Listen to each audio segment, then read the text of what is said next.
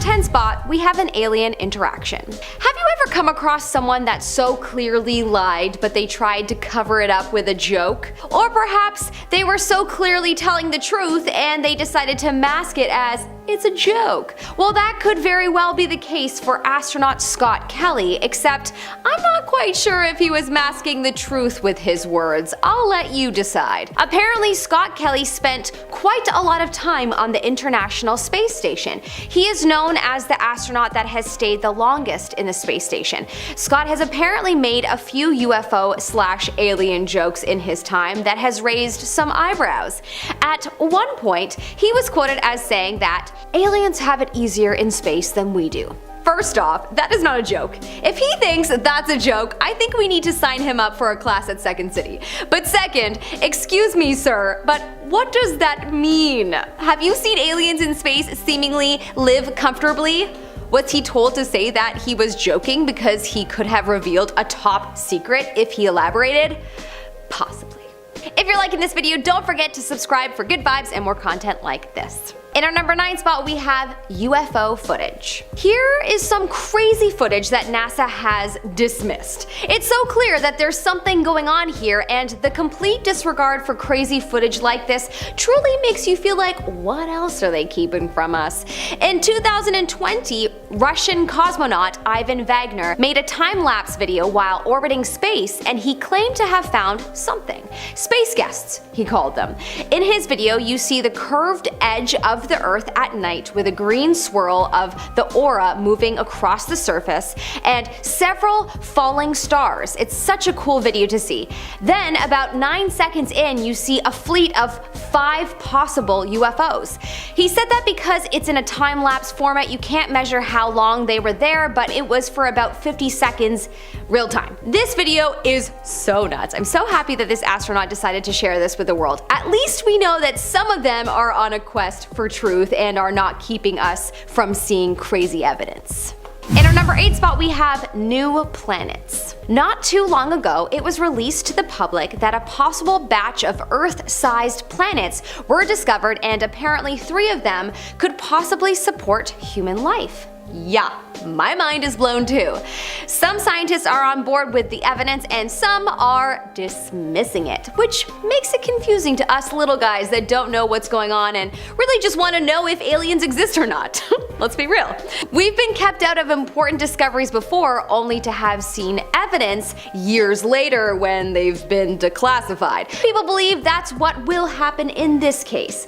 Perhaps not only were these planets discovered, but possibly alien life as well. These planets have been called the TRAPPIST-1 planets, and the whole discovery just feels fishy to me, as if people are dismissing the evidence to cause confusion so that no one knows what's real and are distracted by the confusion. In our number 7 spot, we have the flat Earth theory.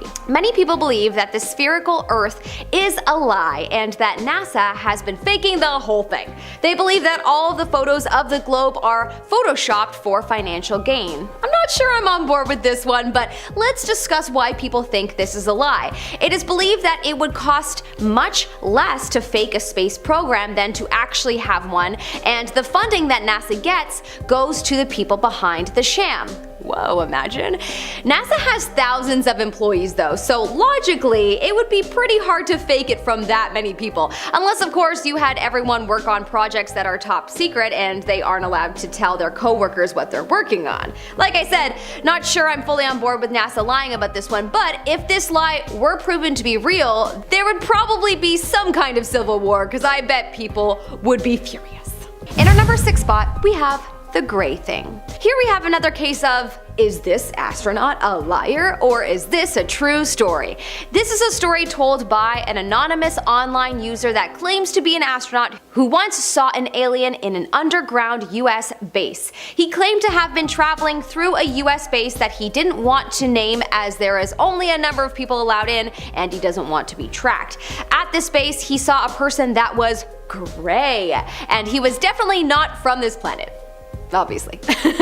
When out in space, he had seen a fleet of aircraft that he knew were UFOs, but he didn't think we had any contact with them yet. It wasn't until that moment that he realized that not only do we have contact with them, but also the aliens are actually already living among us.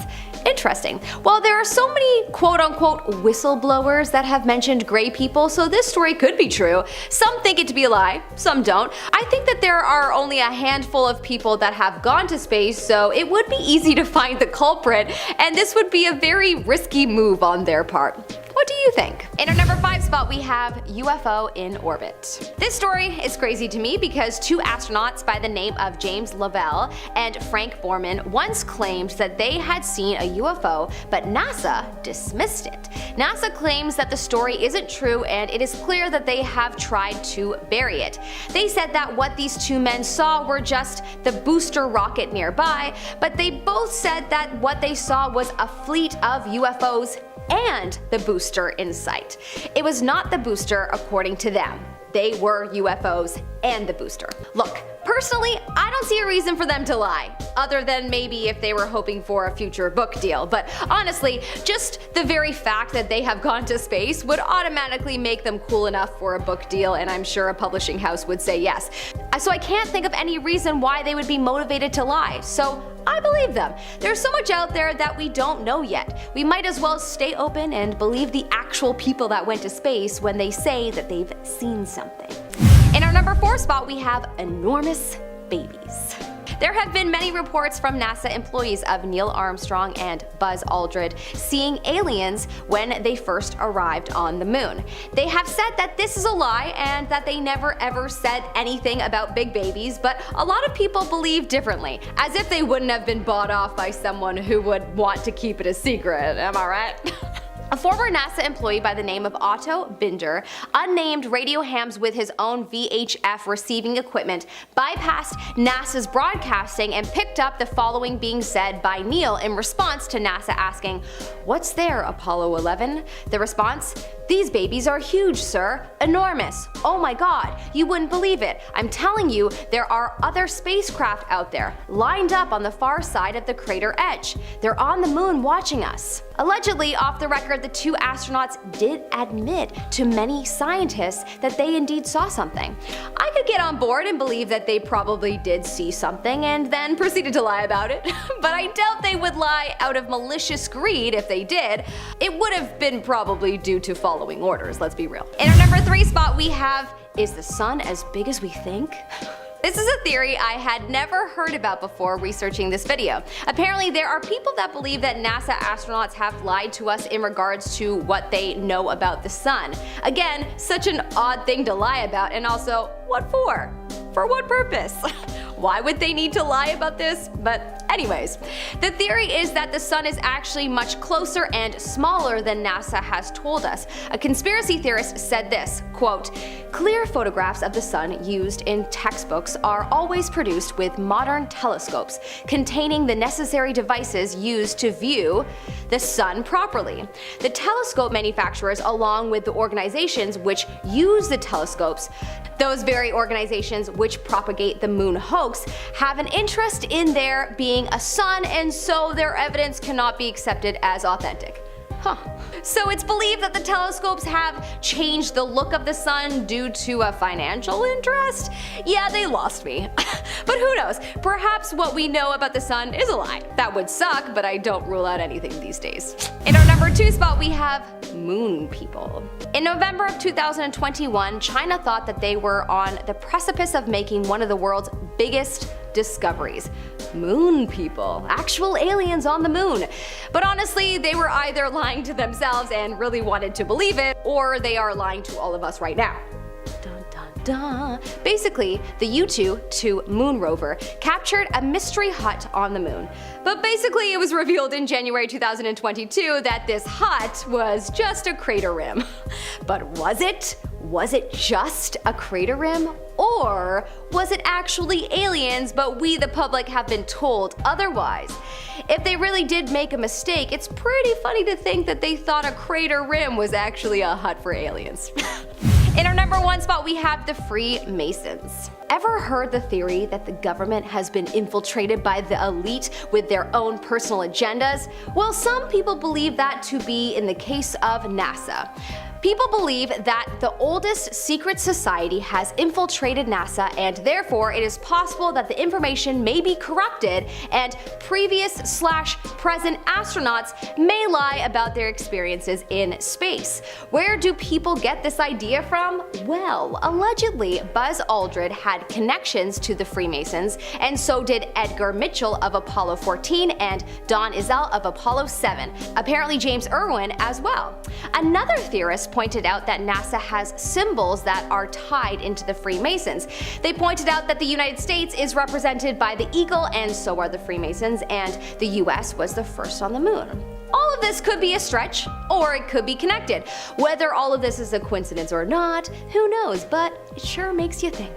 Number 10, a car crash. Let's start with the drama here. Pretty sure if you say you're an astronaut, people are going to look at you differently. In a good way. Man, you've been to space. After all, you are a human being who has seen just how small the world is compared to the wide, wide universe. Many revere James Donald Halsell Jr. after the 5 space shuttle missions he took before retiring in 2006. But he must have hit the ground hard when he came down to Earth. Halsell was traveling in his car to West Monroe, Louisiana, and stopped at a Motel 6. While there, he downed 3 glasses of wine before heading back on the road, which is a no-no. Therefore, tragedy struck. James crashed into a car, killing 2 of the young passengers in the vehicle who flew from the car when they crashed. He was going extremely fast and reportedly tried to steal a bystander's car when he stopped at the site. James told police that he didn't remember leaving the hotel or how the crash occurred. Though they found no drugs at the scene, police did find 10 empty sleeping pill packages back at the room. NASA declined to comment about the arrest. Very, very sad. Number 9, a love triangle.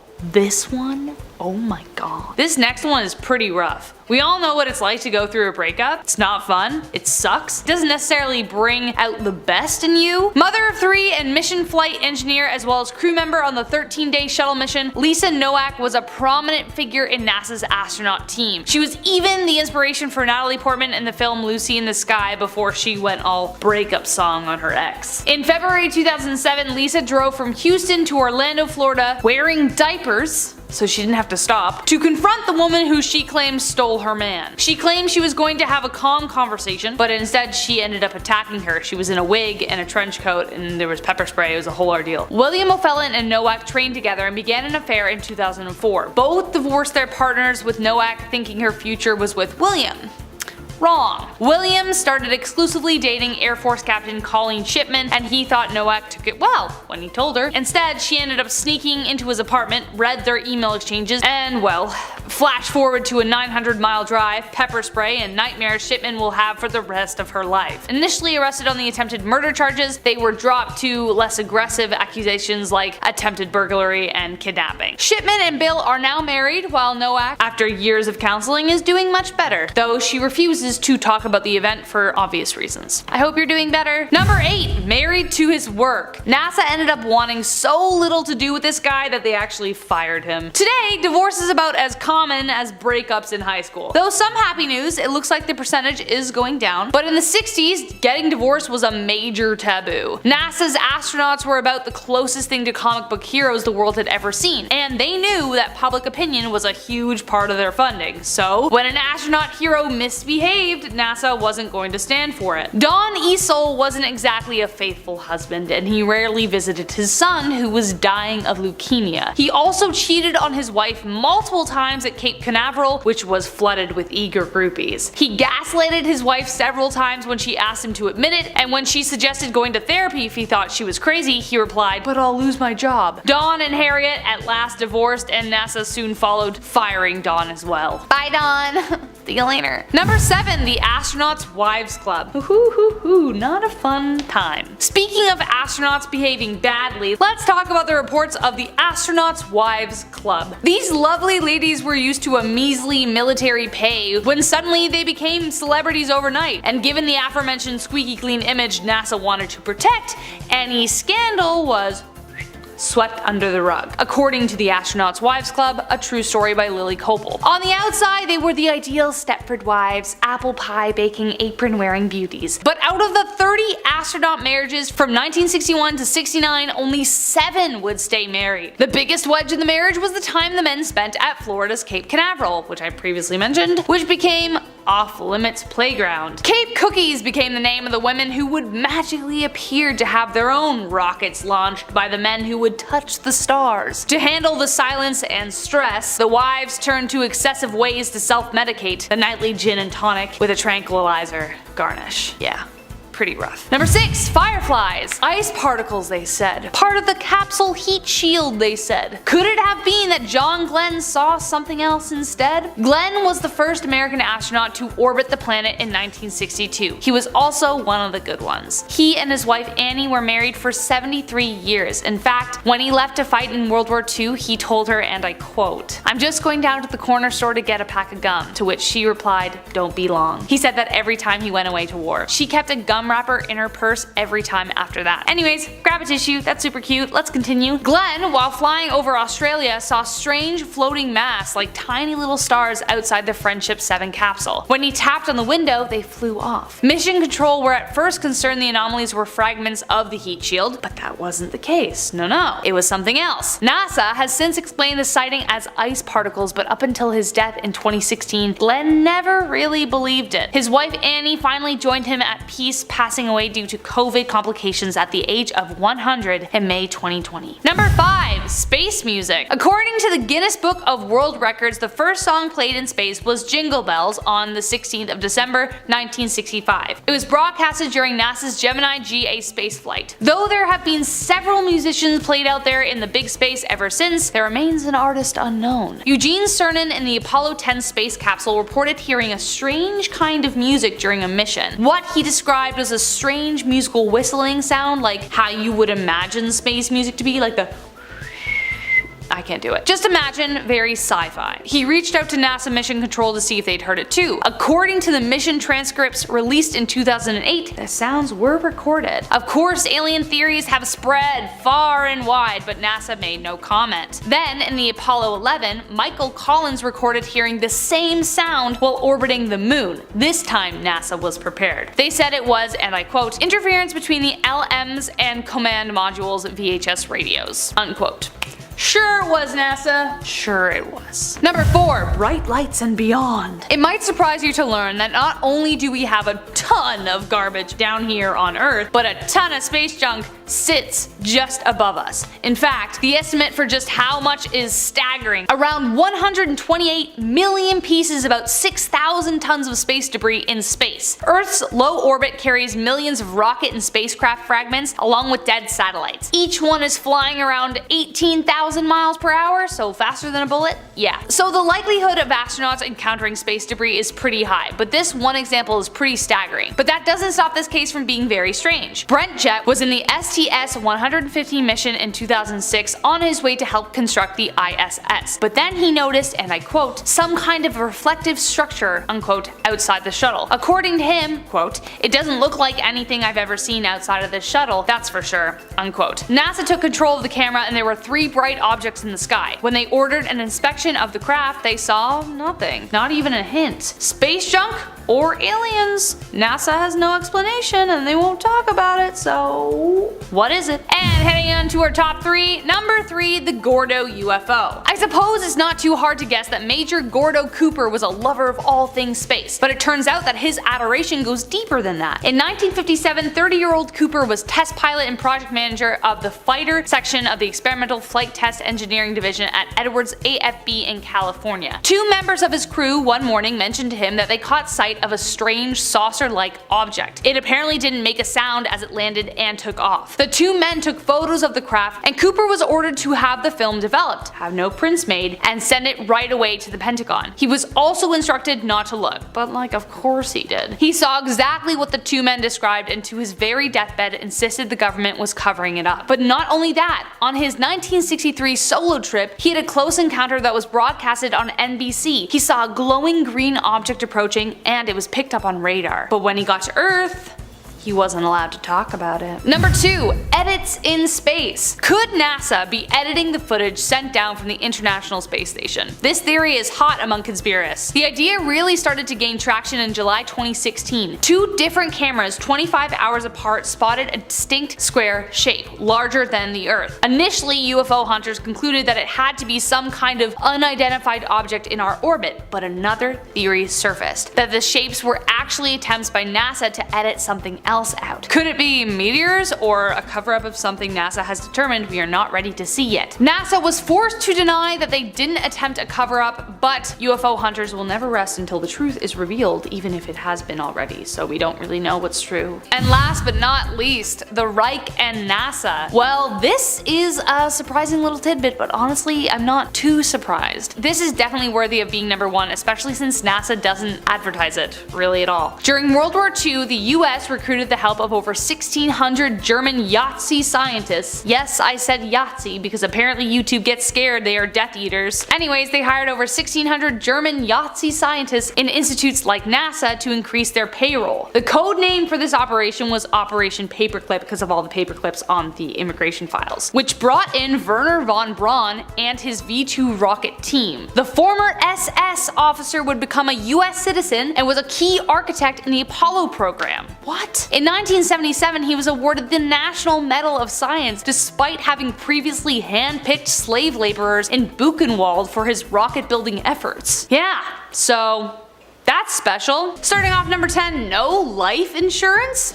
This first one is definitely out of this world. Neil Armstrong didn't have life insurance along with the entire Apollo 11 team. That sounds absolutely bonkers, especially considering the fact that he was leaving behind family on Earth, so if something were to happen, which was very likely, there was nothing left for them.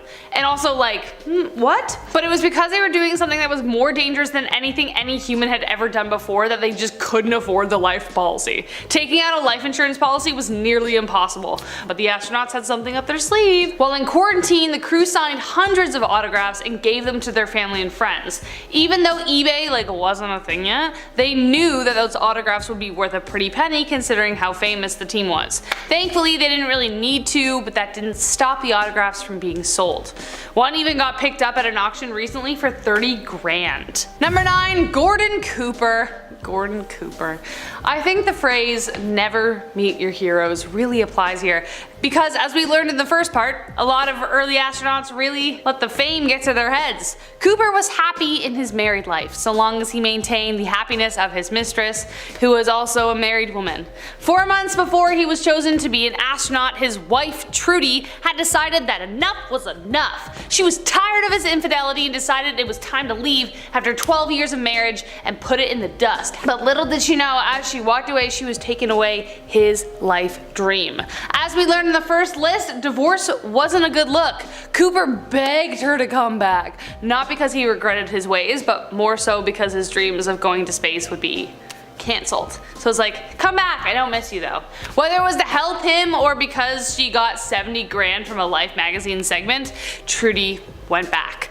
They stayed married until he retired in 1970, when it no longer mattered if he was married, so hopefully Trudy got out of there, you know what I mean? Number 8, hidden treasure. Speaking of Mr. Cooper though, he did make some interesting discoveries up there in the sky that he kept pretty close to his chest. Cooper was apparently very talented at spotting sunken ships in the ocean from up in space. Gordon flew on the Faith 7 flight in 1963 and spotted several anomalies that had the potential of being, I don't know, gold-soaked shipwrecks? When he got home, he put them all on a map, which was a decade-long project. He hunted down and coordinated which ships they could be, but didn't tell anyone until decades later. The discoveries came out in 2017 when a treasure hunter, Daryl Miklos, used the maps Cooper made to make a TV show. There were 100 sites Cooper speculated were shipwrecks, and the first 5 were correct, and he just kept turning up right. Good for you, Cooper. Good for you. Number 7, what's the buzz? Speaking of buzz,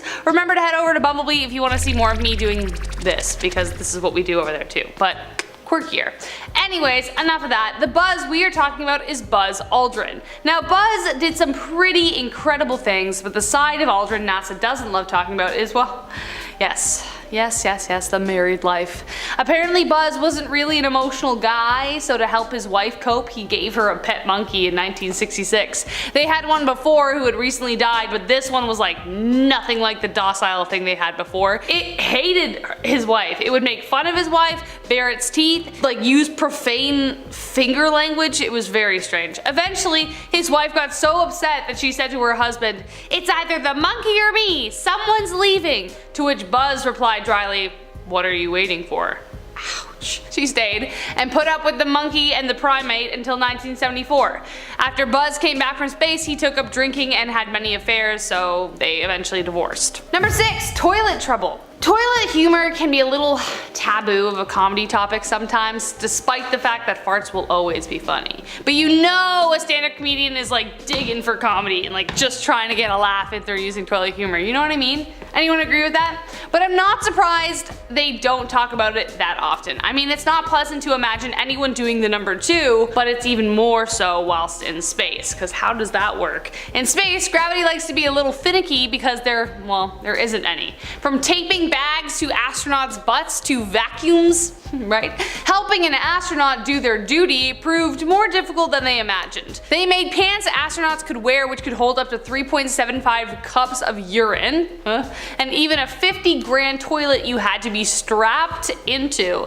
NASA's Scott Weinstein had to teach the crew to use it and said that it was all about alignment. The hole was a quarter the size of the one that we have in our toilets, and some of them had to use an under-the-seat camera so they could like get perfect aim every single time. Today it's less complicated. They sit on a tiny hole and a vacuum sucks the stuff away. Who would have thought a basic human action would be so hard in space? Number 5. Money, money, money? Take a guess. Right now, watching this video, how much do you think an astronaut gets paid to venture where no human has gone before? Yeah, like take a minute, I'll wait. Long enough. My first guess was like at least like 700 grand or like millions, because you're literally risking your life where no one can save you. Even though most astronauts don't actually end up going to space, but at least the ones that do, right? But the actual number may surprise you. Astronauts are paid by the federal government's general schedule pay scale, and they usually qualify for GS13/14, the highest being 15. This means that they can make anywhere between 100 grand to 161 grand. Hey, to someone like me that's got like 2 to 3 jobs minimum to pay rent, that sounds pretty good. But somehow that doesn't seem quite enough for what they do, or does it? Anyways, by comparison, fish and wildlife administrators are reportedly paid the same. So, I don't know. How do we feel? I guess the main perk is being able to say you made it to space unless you're doing most of the work on the ground. Thoughts? Number 4, the Challenger. The Challenger was one of the most devastating moments in aerospace history. It was literally the worst case scenario that astronauts probably have nightmares about. On January 28th, the world watched in horror as 73 seconds into the launch of the Challenger, it exploded in mid-air, taking with them 7 astronauts, including Christy McAuliffe, the first civilian in space. The reason for the explosion was because of the 2 rubber O-rings which were designed to seal the sections of the rocket booster failed. On the morning of the launch, temperatures were unusually low, which put the craft at risk. Engineers warned against launching. Due to media hype and the pressure, they pressed forward, which was the deadliest mistake they could make. NASA tried to ease the public by saying the crew was probably unconscious when it happened, but more research revealed that they were awake and aware. So, needless to say, not something astronauts love talking about. Number 3, Thad Roberts. This next one isn't entirely PG, so like there's a warning for you. But Thad Roberts decided one day that the Mile High Club just wasn't cool enough for him. Thad Roberts always wanted to be the first man on Mars, but he ruined his chances of that for life. I don't know why. Thad stole $20 million worth of lunar rock so he could touch the stars. He, along with accomplices Tiffany Fowler and Shay Soar, used their official IDs to break in and steal the safe the rocks were in. They took it to a motel, broke it open with a chainsaw, and then scattered them on the bed. Tiffany and Thad then joined the 384,000 kilometer club before trying to sell them to an interested buyer. However, their lovemaking contaminated the rock samples, which made them useless to the scientific community. They were eventually caught by the FBI, and Roberts was sentenced to 8 years in prison.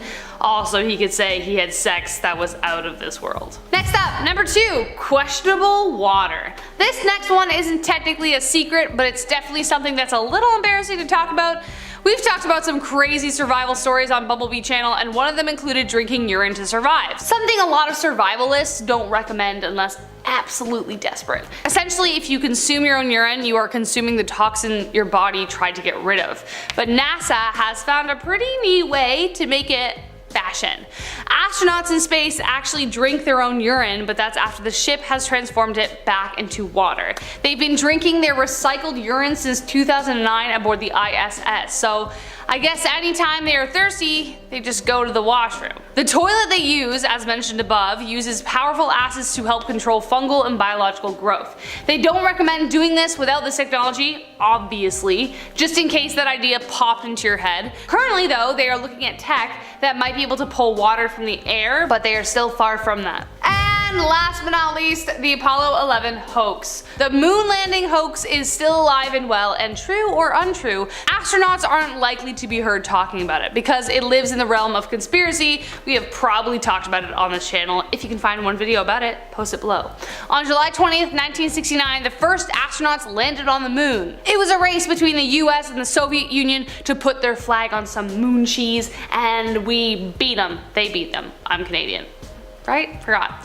But ever since conspiracy after conspiracy has sprung, 5% of Americans reportedly still believe that the moon landing was faked. About 16 million people. You would think that NASA would just like put this conspiracy to bed, but the video that showed the landing apparently disappeared. So that's convenient.